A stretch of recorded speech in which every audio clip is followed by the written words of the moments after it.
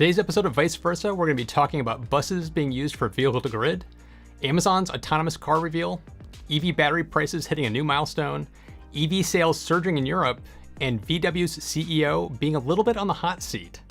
And as always, I'm joined by the man, the myth, the legend, Ricky Roy. So how you doing, Ricky? I'm doing good, man. I got to tell you, your introductions get better each week. I love it. doing well. This is we're getting near the holidays, and yeah, things are going good. That's awesome. So you want to jump right into it? Yes, let's jump right into it. And our first story of the day is about how New York just passed a little pilot program they had with a company called Lion Electric. And they're a company based out of Quebec, and they manufacture electric school buses. So talking about a future that is sustainable and electric, we kind of don't think about some of these other kinds of vehicles that we'll need, for example, school buses. And in the US, there's about 480,000 school buses, and eventually they don't have to be electric. So this company has what they call the Lion C, which is their prototype school bus. And what's really cool about this, and what was really the pilot program was centered around, as Matt mentioned, is this V2G, which is vehicle to grid. So when these buses are not being used to transport children from to school in the morning, from school to home in the afternoon, though they can plug in and provide stability to the electric grid. One of the things that I think people have often brought up about these school buses and electric vehicles in general is how will you charge them all, one, and two, all this solar and wind, what happens when the sun's not shining, the wind isn't blowing? This solves all of that. So to my mind, why this is such a big deal is we often think about we need batteries for cars, all the electric vehicles, and we need batteries for storage. What if there was some overlap? And that's exactly, I think, what Lion has shown. And I think what's really cool is this program started in like 2018. So this has been going on for a while, and they've had a chance to really put it through its paces, and it's proven to be pretty amazing. Some of the details here, they mentioned that the bus can travel about 100 to 250 kilometers, and it has a 19 kilowatt charger. So not the fastest charging in the world, but this is an amazing start. Yeah. It's like I might be a little contrarian to you on vehicle to grid. I've never been a true believer in vehicle to grid. I've just never quite seen the point of having it at home, because it's like most people are probably not going to remember to plug in their car all the time to use it in emergency situations. But for this to me makes 100% sense, because buses are only being used, a little bit in the morning and a little bit in the afternoon. The rest of the time, they're just sitting around for the most part. They're huge batteries that can be used to help stabilize the grid. So for this kind of platform, it makes so much sense. More than a passenger vehicle in my garage makes sense. But I understand that people want it. I just don't know how much they would actually use it. That's my question. But for buses like this, it's so cool. And the other thing that in the article they pointed out was that these EV buses tend to cost $120,000 more up front, but can, over the length of the lifetime of the bus, will save between $170,000 and $240,000 over the life of the bus. That's insane. It really is nuts. What's really cool too is we talked about this, I think, in the past, but if you're buying a passenger car, most of its life is not being used, but commercial vehicles put tons of miles. So these EV benefits can play out in a much smaller time horizon. So yeah, I get what you're saying about the vehicle to grid, but I would say no matter what kind of vehicle it is, if it's plugged in and able to provide battery power to and from the grid, that stability aspect is interesting. And Tesla's working on that auto trader thing where they auto bidder, where they can have like buying and selling electricity at the microfractional second. And imagine getting a little check going, congratulations, here's $3 for your 50 kilowatt hour battery pack. And so I think there's interest there, and we're early. Batteries are still pretty new, cars are still pretty new, companies are still figuring out warranties, right? So Lion has to figure out, okay, if we're going to give a warranty to the New York State Education Department, and they're going to buy all these school buses, and they're using vehicle to grid, and we're putting charge and discharge cycles on these buses while they're parked, how does that factor into their degradation and their lifespan?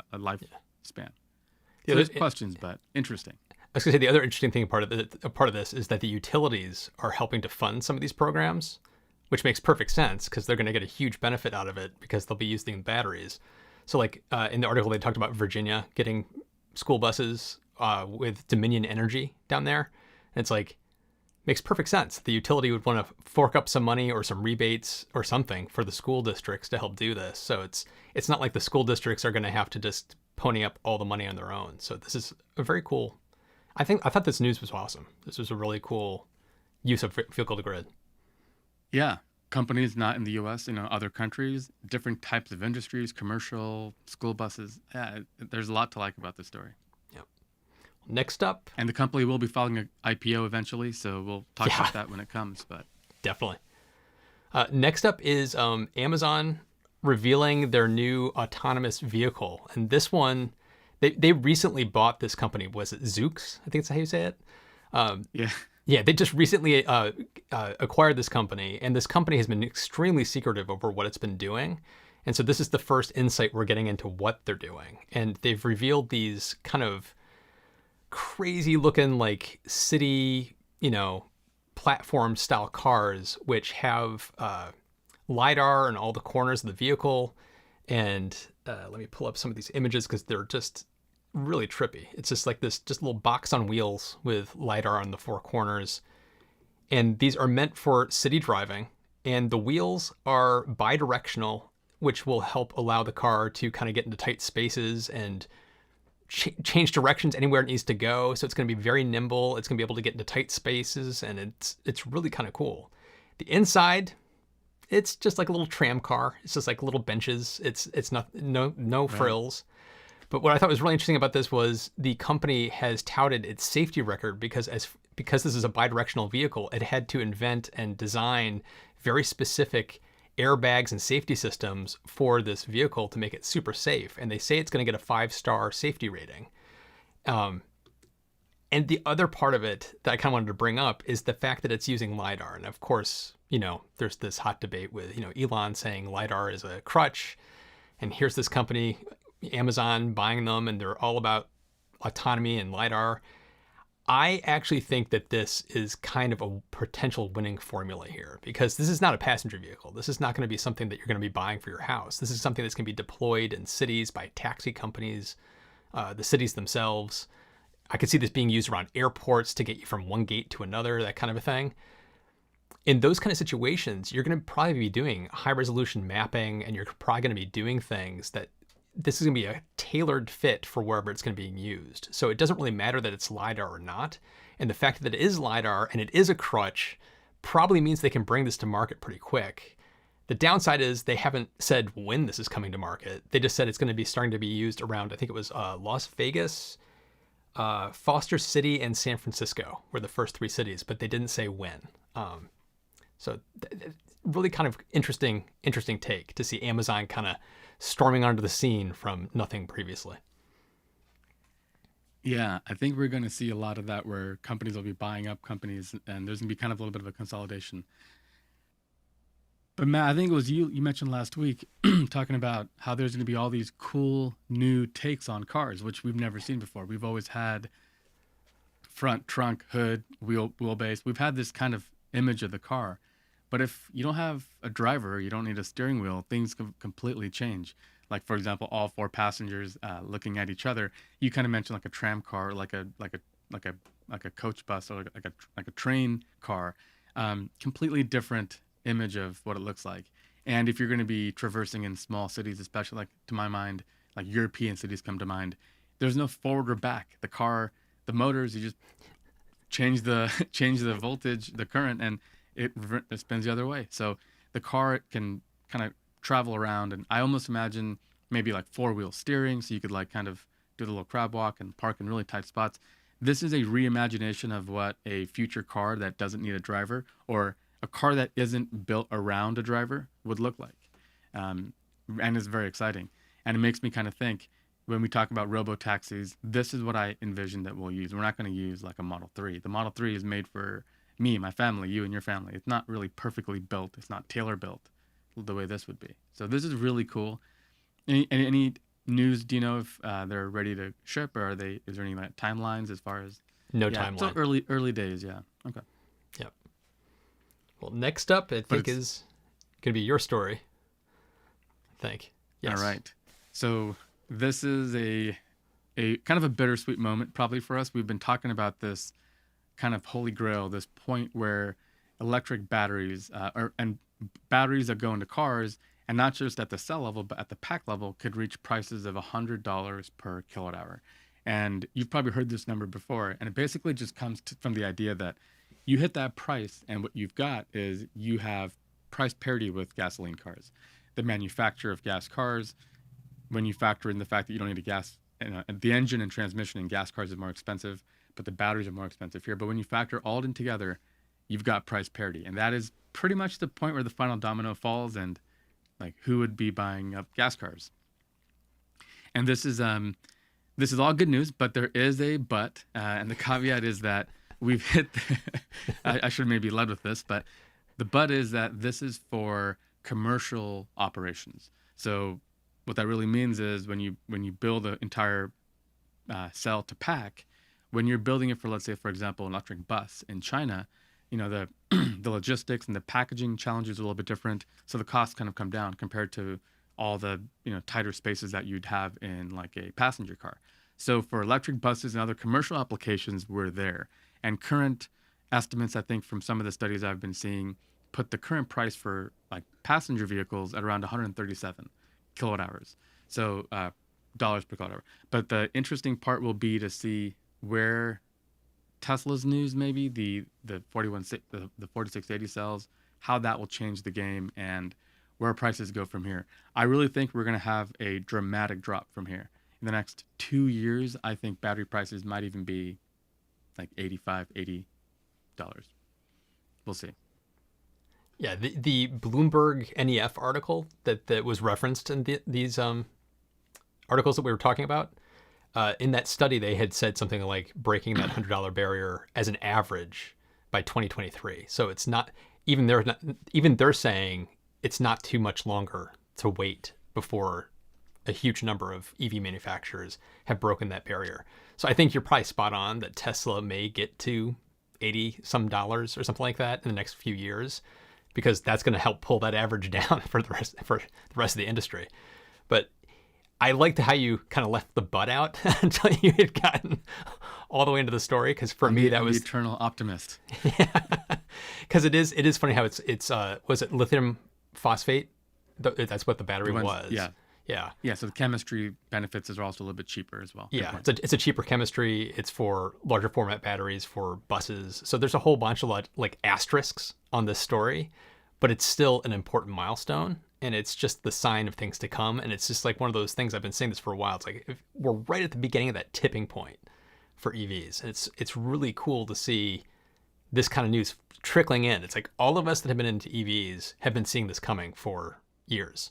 And everybody else has been like in denial that this is happening. And the people that are saying that EVs are going to be by 2050, it might be at like 30 or 40% market share. It's like, they're insane if you don't think this is going to happen. This is going to accelerate. It's like it's getting faster each year. So this milestone is just the beginning of that slippery slope into EV town. It's going to be really cool to see how this plays out. Yeah, I think you have a future topic on this show where we'll talk about how crazy that is to project out to 2040 and 2030. I think things will happen way quicker.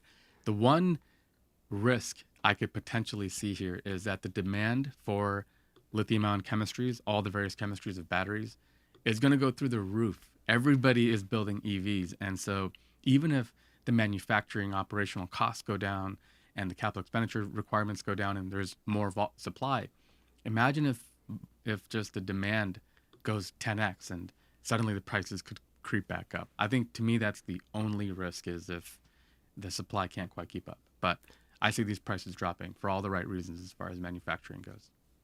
Right. Okay, so next story is EV sales are surging in Europe. This is another one of those slippery slope articles going down this trend. You can kind of see a trend happening here. This is the EV sales in Europe are just going gangbusters. And the thing from this story that I thought was fascinating was it shows that regulatory changes, because the European Union has said gas cars are going to be banned by a certain date.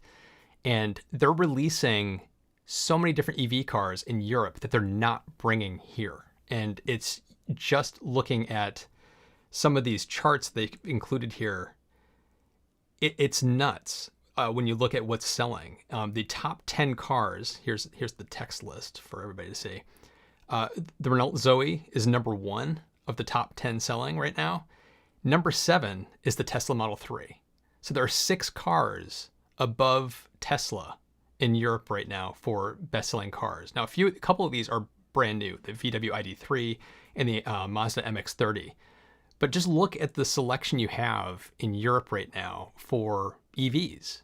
This is, in the United States, I am so jealous of the choices they have in Europe right now.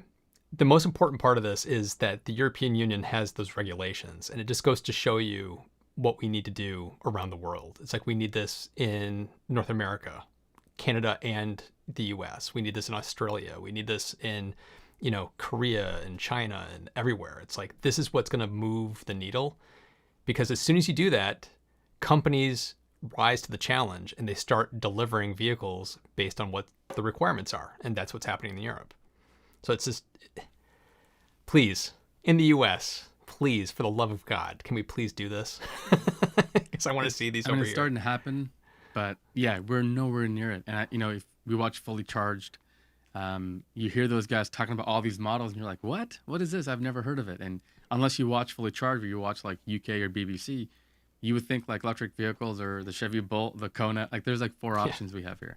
So a couple interesting things. For one of the reasons why I think EVs are going to just take off in Europe, and that's a good thing for us too, because it'll make manufacturers just make EVs, is you don't have to drive as far. I mean, if you drive a whole day, you might have gone through like 5 countries, whereas we've talked about this before. I can drive all day and still be in California. So I think we've built like a lifestyle where we're just more spread out. So that range kind of stuff kind of factors in, because some of these cars don't have all that range, but for most people in Europe, not a problem at all. So that helps. Second thing I think is cultural considerations. There's people, just today there was a guy in this big truck that was like flooring it on like near my car. There's like this kind of cultural love for oil and stuff. So there's like some cultural kind of things going on there. And finally, there's some really clever bits of like ingenuity in terms of the business models. So you mentioned the first one was the Renault Chloe, and they have a really cool option for renting the battery. So you buy the car, but you rent the battery pack. So the car is cheap. It's like $22,000, like any other car. And you just pay like a rental fee for the battery pack. And the cool thing there is you don't worry about degradation, because you're renting a battery, and if it doesn't perform, it'll get replaced for you. Really interesting kind of a business model. So really brilliant stuff all around. And hopefully some of that trickles down to North America. Yeah, I really hope so. We need some choice. And it goes to show you, I've always said you can't just have Tesla. It doesn't work like that. You can't have, and Tesla has like 4 models. There are people who just have quirky interests and an eye for different types of vehicles. You got to have 100 options out there. Only then will we really get that mass adoption. Yeah, there was that recent episode of Fully Charged where they reviewed this little tiny car from France. I can't remember what the model was.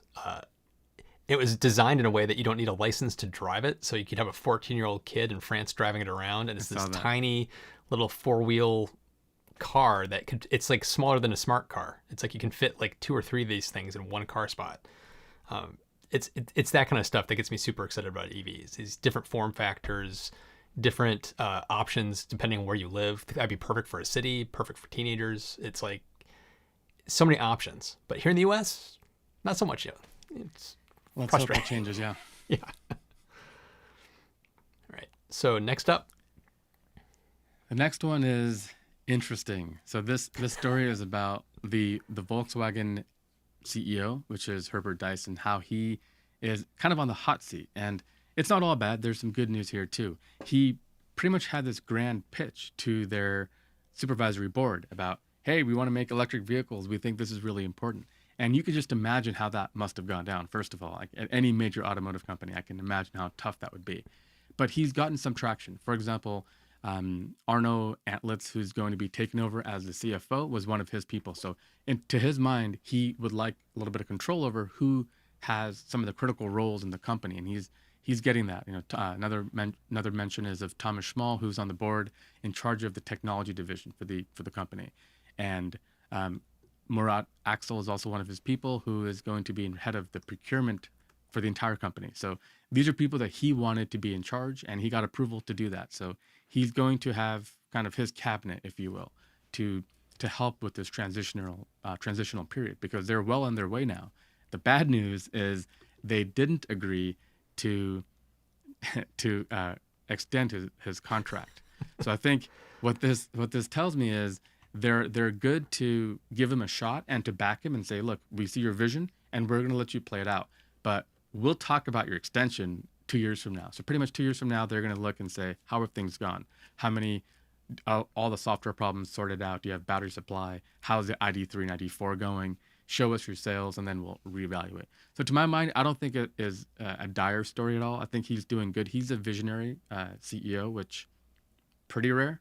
And I'm glad to hear that he's going to have a little bit of backing, at least to play this out. And it's not going to be easy. Another mention in the article was that he had members of like their metal unions and stuff. So they're like the metal workers unions of the UK and Germany. And there's going to be some cuts involved. For example, there's going to be probably a downturn in terms of like firing people, right? There's going to be a reduction in workforce. So there's a lot that goes into this. And he has had to pitch this pretty ambitious, but also drastic, and change is hard for everybody. And I got to say hats off to him, because I think he's probably done a better job from any automaker standpoint. Yeah, he's got an uphill battle right now in front of him, and it's impressive what he's pulling off. And I'm in his corner. I'm rooting for him, and I want him to succeed. But yeah. I'm looking at this news as I don't know, a glass half empty a little bit, because it to me it makes that supervisory board look like they just don't get it, because it's like, yeah, they're giving him the approval to do what he needs to do for the next 2 years. But the fact that they aren't giving him more support than they already are giving him, it says to me that they're not completely bought into the whole concept, and that they think it might fail. And if it fails, he's the scapegoat and they can pivot and do whatever the hell they want 2 years from now. So it feels to me like there's a little too much, I don't know, there might be a little too much resistance, I guess I would say, in the supervisory board from what I took away from this article. It does concern me a little bit if he's on shaky ground in 2 years, that he could get ousted, where if he was just given a couple extra years beyond that, you might see him succeed. It's like I'm worried that they're going to pull the ripcord too early because of the way they're doing this right now. Yeah, I think that's a fair point. I will say, like, part of the responsibility of like a supervisory board is kind of the fiduciary duty to the shareholders, and to be able to say we have to kind of mitigate risk, and that kind of in certain ways kind of supersedes vision or like technology or sustainability in a way. But let's hope. I don't know. I mean, there's a chance that like the ID4 is a breakout hit. The ID3 is already selling like gangbusters. It hasn't been out that long, and it's doing really well. And 2 years go by, and it's a kind of a home run, and he gets extended. Yeah, it is their duty for the shareholders, but at the same time, that kind of line of thinking can very easily get spun into just being bogged down into the past and not evolving and innovating. So there's a balance that has to be struck, and it's like I'm just worried that they might slide a little to that too conservative scale, and by looking too short term, they could end up screwing the company long term, and that's the one thing I'm concerned about. So it's like, I really hope they give him a genuine chance, and that I'm being a glass half empty here when it's actually a glass half full. I'm just concerned. I think you're. It's a fair assessment. My kind of concern is that they're going to go, okay, you got the ID3, you got the ID4, go sell these, then we'll talk. As opposed to being open to having 20 other different models and continuing to convert old factories into new EV production lines and stuff. So I think those kinds of decisions, when the news breaks about that, will be very telling. If another factory in Germany is transitioned over to building EVs, as that happens, I think we'll have a better picture. But I think you're probably pretty right to have that caution. Okay. Well, we'll see. See how this plays out over the next 2 years. I think it's going to be a huge seller. I think it's gonna be a huge seller. I think he's gonna be fine. I think he's gonna be proven right. I just really I'm rooting for him. Yeah, it doesn't. I love that they came out and built a normal car. The ID3 and the ID4 are both, to my mind, good-looking cars. The ID3 is a great car. I love those European kind of style hatchbacks. It's a shame we won't get it here. But the ID4, kind of the Model Y category of car, very popular here, and they look normal. They're not Avatar with Yeah. alien technology seats and floating. It's a normal car, and it shows you that they're going to make a bunch of these, and they've already started to, which is really cool. Yeah. Well, next up, little Tesla news here. There's a little bit of a trend here in some of our stories. This one, Tesla announces a new CCS charging adapter that would work in North America, but they're not releasing it here, which it drives me nuts. As you know, in the European Union, they were forced to go to CCS2 because that's the standard for all EVs. It's required. So they did that, and they've retrofitted their superchargers across the European Union to make sure that everybody can charge. But here in the US, we're stuck with just the Tesla charger, and we can't take advantage of Electrify America or EVgo, other fast charging networks, because we don't have the ability to plug in a CCS charger into our cars. And the fact that they have one in Europe, it's the CCS2 that's over there. And over here at CCS1, well, they've created a CCS1 charger here for Korea. So now they actually have the part that will work here, but they're not releasing it for Canada and the United States. And at this point, I'm just shaking my head going, what is going on? Why is Tesla not releasing this for us? Because I would love this. It's like this would just open up the world of possibilities for a Tesla owner. We already have the best supercharger network anywhere. Now imagine taking how plentiful those are and adding on top of that Electrify America and EVgo. It's like we would have so much potential where we could charge. It would be insane. And the fact that they're not releasing this, I'm shaking my head. I'm hoping they will in the next year or two. I just don't get the delay. That's my big concern here, my big question. Yeah, combined charging standard is kind of, you've mentioned before that Tesla is like Apple. So using that analogy, Tesla's charge port is the lightning cable on your iPhone when every other phone maker is using USB-C. And this is again, we've talked about this, I believe, last week, where the European Union is just so far better at this. They really understand standards and they drive for standards, which kind of in the US, it feels like it can be a little more of a Wild West, especially with this. But I really hope that we get past this and all EVs share the same thing. You don't have the Chevy gas nozzle and a Chevy gas station and you can't charge at the Ford gas station. You don't have that, and you can't have that. We have internet protocols. We have the internet doesn't work if we don't all agree on how the rules are and how to make addresses work. So to me, standardization is a huge thing for me, and I'm really hoping that they get this sorted out. Chatamo, have you ever used Chatamo? I think we could use those with an adapter. Yes. By those the way, those that adapters are like adapter is- $300 or something like that. I thought it was 500. Maybe it is thought it was 500. It's insane how much they cost. And it's really big and clunky. It's this big handle. I don't know, there must be something in there. So we do have that DC fast charge option. But yeah, if you look at the port, what's really cool is that combined charging, the CCS, what it stands for is it takes in so the two big pins there on the top, here on the top, that's the direct current fast charge. And on the ring of pins is for the AC charging. So this will accommodate all of it, much like what Tesla does now.